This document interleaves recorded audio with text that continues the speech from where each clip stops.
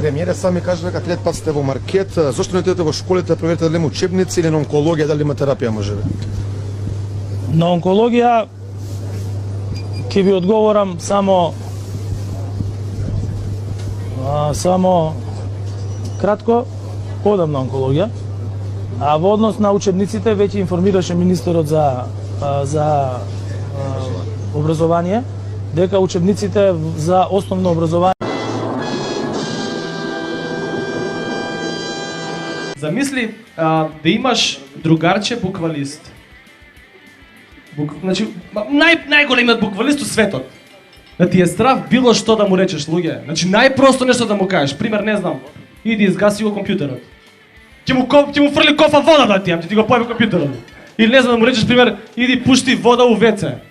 Идеш после 10 минути, базен. Или не те може да му речеш, иди запали ја колата.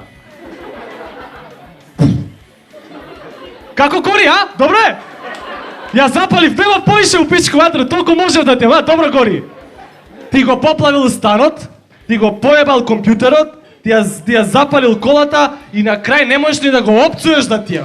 Ај види би си мајката. Ке ја носиш на душа жената цел живот, еј. Буквалиста, луѓе, гледам, нели имаме овие дезодоранси со 36 часа заштита. 3 дена не се бања човеко. Си стави, ја се прстав. Види, имам доказ.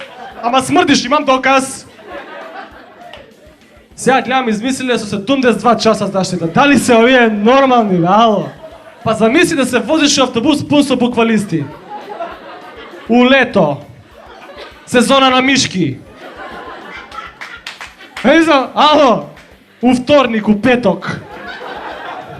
Ај, баби ви, така не знам дека постои дезодоранс, нема везе да треба. Ама брат, има една фора на Facebook, многу ми се свиѓа, викам, како знаеш дека постоиш? Ке си влезеш у вторник, у петок, у автобус, нема место кај да седнеш и ќе си речеш, па ке си постојам.